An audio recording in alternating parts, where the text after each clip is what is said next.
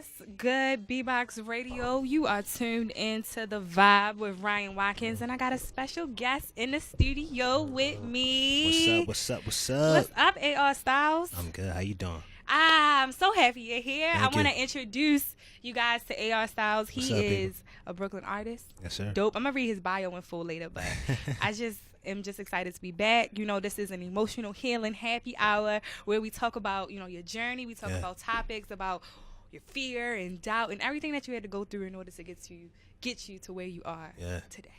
I'm excited. Are you excited? I'm excited. Let's do it. We were just vibing to Slum Village, Selfish. What? Kanye? I ain't heard that song in forever. It's a classic. That is a classic. But let's jump right into this interview. We have A.R. Stylez, Always Real Stylez. He is an American recording hip-hop artist, producer, songwriter, educator, and speaker from Brooklyn, New York. The New Yorker is known to be a perfectionist.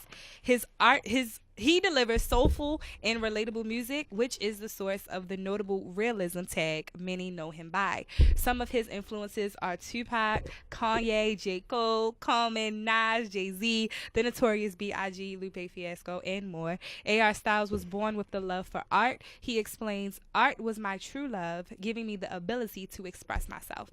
Relentless time in the studio has helped to not only improve his songwriting, but also develop skills as a producer and engineer. However, he takes the time to live life, gaining experiences to offer the consumers of his music.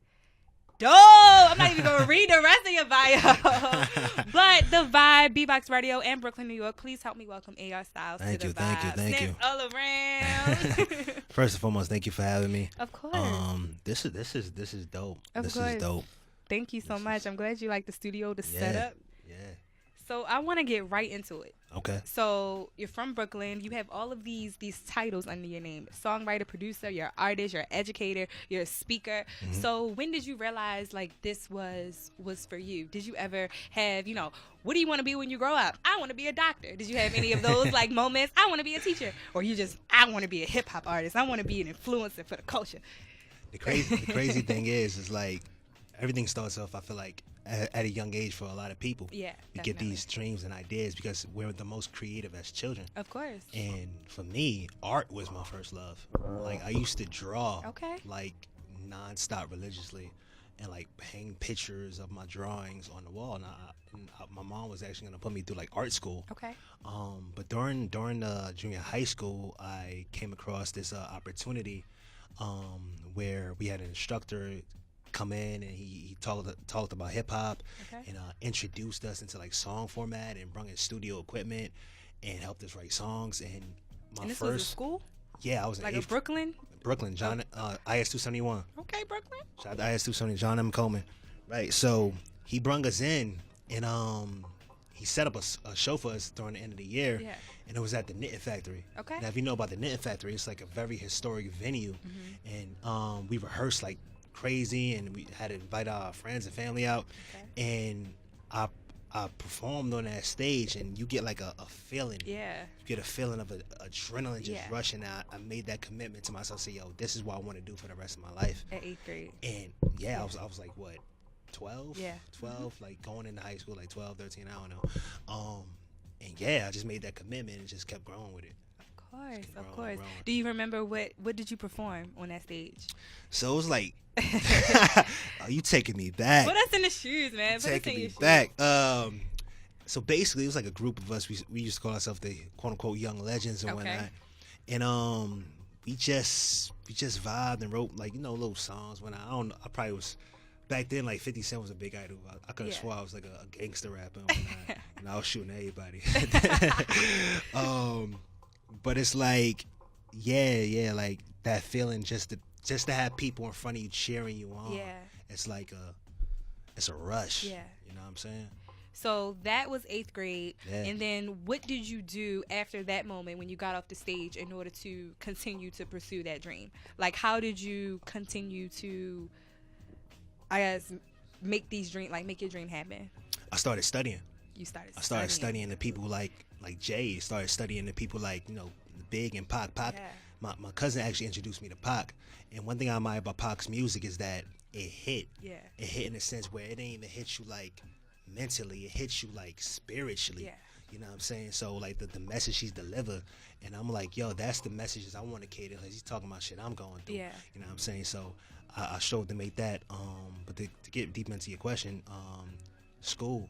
Me in school, I had a teacher, shout out to Mr. Ruiz, who always educated his students to go for whatever you want to go for. Awesome. And I started developing concepts, you know, through my peers and whatnot, along with my peers and whatnot, for music wise. Okay. And you just kept growing that, you know, performing, and you know what I'm saying? Yeah, so you started studying. Now, what about your parents? You said you had a lot of like teacher influences and I guess mentors in a sense. Were your parents supportive of you wanting to pursue art? Definitely. Okay. My pops is a little more. You mean art or just music? Music, art? sorry. Gotcha. Music. My pops is a little more strict. A lot of people may not know this, but I'm actually African. Oh, me too. Oh yeah, Liberia. Okay, I'm Okay. Birdie. Okay.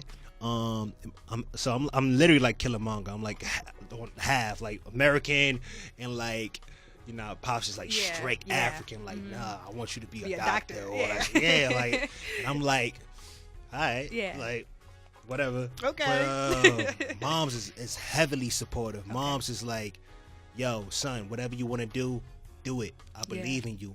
And that's my heart right there. That's my best friend. So she played all the soulful jams, you know, Benny King, Marvin Gaye, Janet, all that stuff, like all the real music. You know what I'm saying?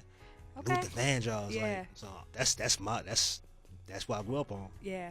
You know? All right. So fast forward to you actually putting music out there. Yeah. When did that happen? That started around probably like my senior year, high school, senior year entering college. Okay.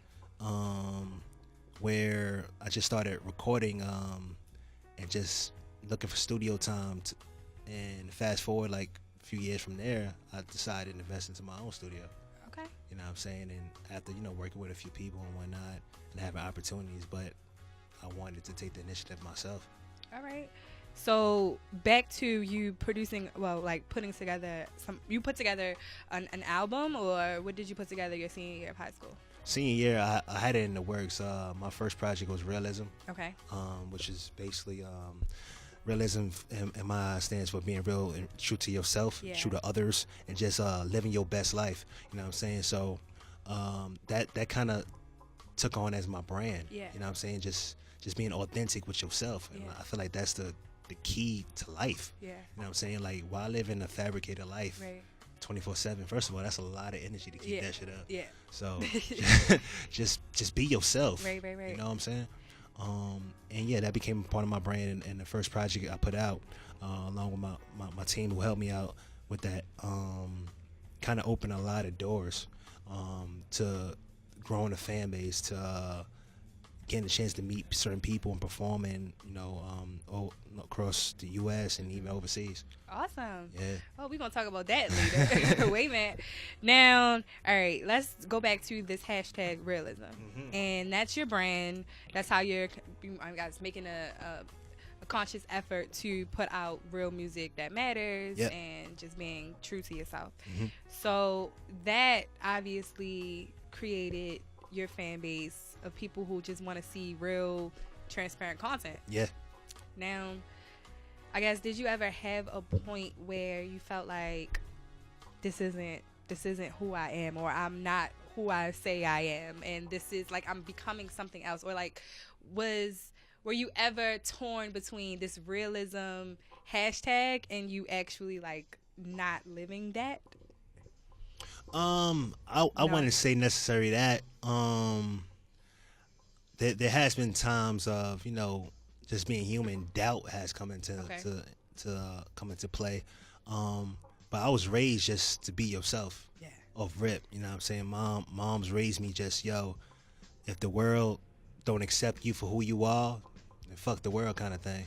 You know what I'm saying? So that's that's really my mentality, and I like to inspire and motivate people to take on and embody that same philosophy. Yeah. Because you only get one life to live. There's no part two to this shit. Yeah. So like, whatever you want to do, just push forward and do the shit. Yeah. You know what I'm saying? So definitely. Yes. So not being me is Never happened. is not. It never It's existed. not for me. It's not for you. Yeah. I love it. I love it. So, all right, now let's go into you going to college. You go to Yeah. college, and what did you pursue in college? I was pursuing computer engineering. Okay. Yeah. What? Yeah. That's another thing. It's like I actually graduated high school with A+ certification in Okay. computer repair. So like literally hands on building computers and whatnot. So I wanted to go further on and become like more on the engineering side. Yeah. But it just hit me like, yo, this is not for me. This Right. is that my heart is saying do this. Yeah. So I actually dropped out of college. Wow. Yeah. I'm here for it. I'm Dropped here for out to pursue and I don't regret it. Yeah. I don't regret it. So, what made you want to pursue a computer before you dropped out? What Yeah. made you want that to be a major? Why not something like communications or media or music engineering or? Well, I went to George Westinghouse High School. Shout out to G House, everybody from G House, you know what I'm saying?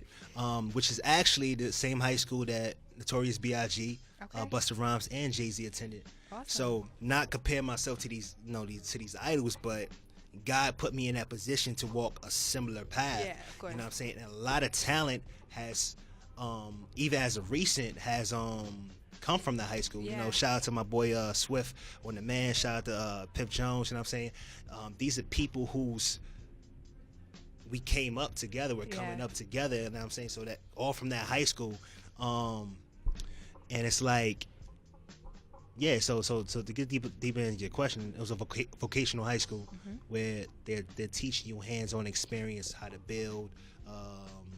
It was jury, it was networking, computers. When I chose the computer route. Yeah. Because I had a computer at home. I Right, don't right, know. But yeah. Okay. All right. Let's get into your first song that we're Let's going do to it. play tonight. And it is Pray For Me. We playing that first? Or we playing Way Too Long first? I mean, Pray For Me is the upcoming sneak peek joint. You know, All right, let's we wait for can- that. All right, let's play Way Too Long then. You want to introduce Way Too Long and tell us a little bit about it? For sure. So this record is called Way Too Long. It's basically about pursuing what you want to do in life and your true purpose while trying to balance a healthy relationship and being committed. It's been way too long. That was Way Too Long. We got A.R. Stylez in the building. Yeah. I love that. Thank you. I love that. Now, you mentioned a little bit about what it was about, but when, I don't know, like, what goes into writing that song about love and relationships? Life. Talk to us about where you were when you wrote that. What was that? What was your mindset at that moment? Basically, I was dealing with somebody, you know what I'm saying, and I feel like sometimes communication can be an issue in the dating world. Sometimes. You know what I'm saying? All the time. most of the time. Oh, And when you're constantly on a pursuit of your purpose, it can conflict with a lot of people's interest in you. yeah. And it can be hard to balance. Not everyone's gonna get it. Not Yeah. everyone's gonna understand, like, this is what I'm set out to do. Yep. I can't give you all of my time. Right. I can't devote all my energy into you. However, when I do devote my energy into you, it's gonna be the best freaking experience you ever I love it. I love it. encounter. So I think just at that moment, you know, just what I was feeling, and I'm a Capricorn. It's very hard for me to show my emotions. Okay, my I sister's put- Capricorn. I know. I put it in the Y'all are music. stubborn. Yeah, definitely. Okay, so you put it in the music. Put it in the music. you Okay, know? have you always been the type to put your real life into your music? Yeah, Always? yeah. That's a part of the whole realism. Yeah. Okay, Okay, I get it. Hashtag You know what I'm realism. saying?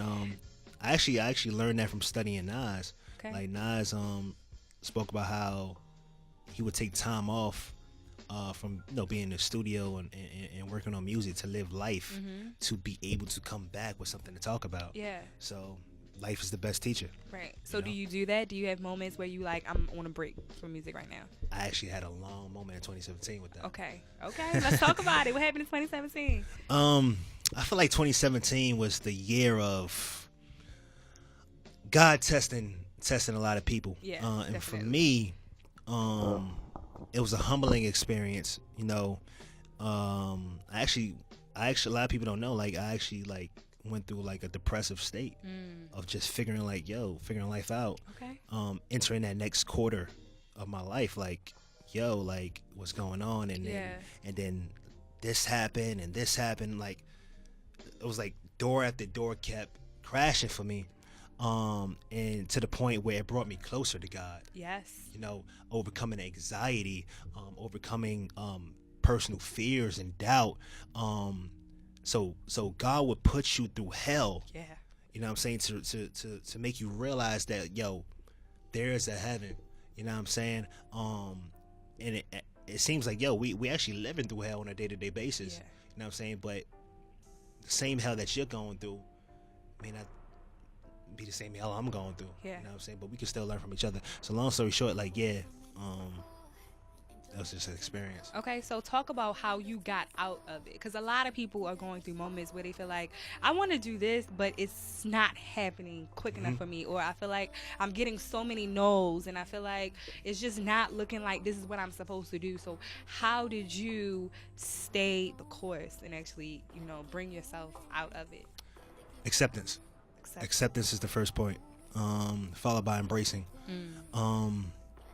We have to embrace our struggles. Yes. We have to embrace the down moments in order to appreciate the high moments. Of course. Because life is literally like a roller coaster. Like, Yeah. it's going to fluctuate. Yeah. So, for me, it was just taking the time to sit still for a minute and just asking God, like, what is it you want me to do? Yeah. And I'm a big believer that the law of attraction and the universe will push you towards your mission Yes.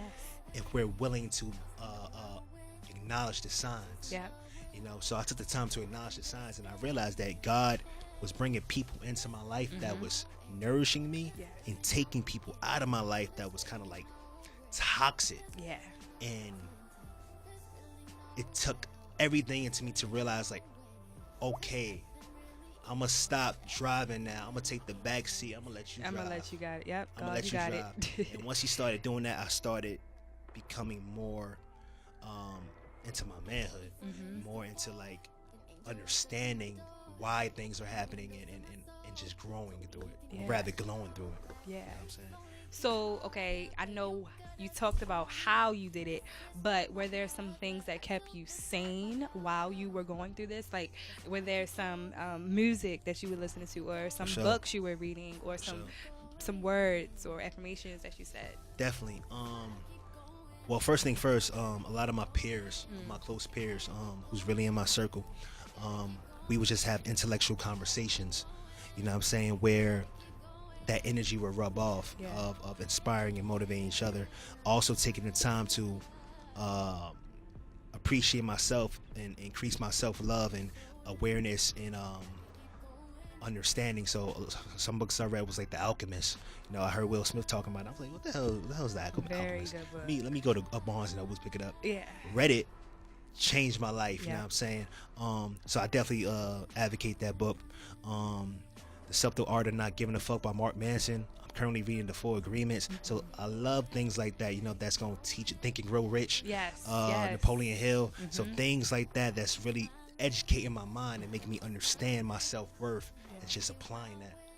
And also the Bible. Come on. Won't do it. Also the Bible.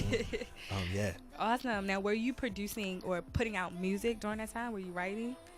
I That didn't was put out just no your music. moment where I you- had a point where I just went MIA. Okay. I wasn't on social media. Truth be told, I didn't want to be bothered. Yeah. Because I didn't know how to communicate my feelings. Yeah.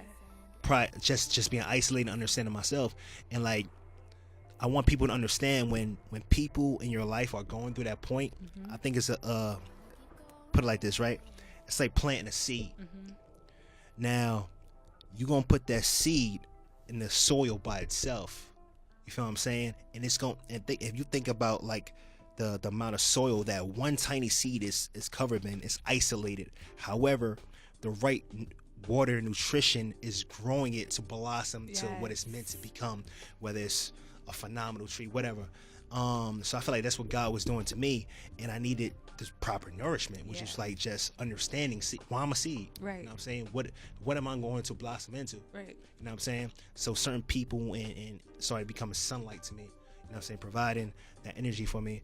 And just yeah. That was an awesome metaphor. Wow. So coming out of that point in your life, what was your comeback? Like what does that make sense? Like what did you put out after that point in your life?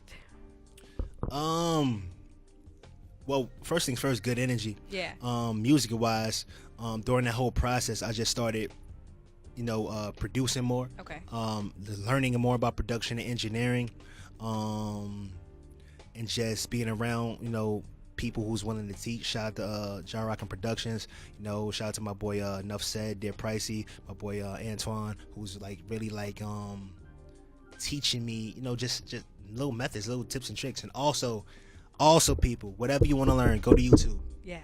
I call it YouTube University. Really. Go to YouTube. Yep. You can learn anything on YouTube. You don't even have to. It's free. Just sit there with a bowl of cereal and watch. Seriously, YouTube is Google. It is literally a great source for learning anything. Yeah. So let's talk about your performances. And you're known to perform at local events, I see, in colleges and lounges throughout New York City. So going from the first performance that you mentioned was 8th grade, what was the next performance after that? After that, I started doing a lot of local events, just touching base, just building fan bases, reaching out to people. I'm big on to like human interaction. Okay. I like being social with people, which led to opportunities such as being a member of Dean's List Tour. Shout out to Scott Morris and the more value brand. They conduct a lot of opportunities for artists. So just like building with that, and just it's like one thing leads to another. So someone sees you in the crowd, yo, I want to book you. Yeah. And I'm a fan. They follow the movement. You keep in contact with these people, one leads to another. That led to opportunities such as performing overseas in Denmark. Yeah. Which was a phenomenal experience. I was about to say, so you got that opportunity by networking? By networking. Okay. I was an artist under Avenue Music Group at the time. Okay. Shout out to Joshua Walker. So that came to that through that affiliation. You know what I'm saying? We moved as a unit together. We had that experience together. It was like 700-800 people. Okay. Of just like they support. They turn up. I can imagine. Well, put us through what you were going through when you got that opportunity. When that opportunity landed in your hands, how did you react? What did you think? So one of the biggest things is that I'm big on just giving back to the community the best way I can, and also touching base with just inspiring people in life, like whatever. So we came from California, from doing like some youth workshops in there, inspiring to the youth and speaking out there. And like 2 weeks later, we get this opportunity to go to Europe, and I'm like, that's God. Yeah. Because my goal the year prior was for that year to be the year I really just like travel more and get that experience. And it came like when I least expected. And I have faith that it's still coming. There's still things coming up. You know what I'm saying, that y'all see in the future, but can't talk about it right now. No exclusives? You can't talk about it right now. I can't announce everything. Okay, I understand. But God is good. Won't he do it?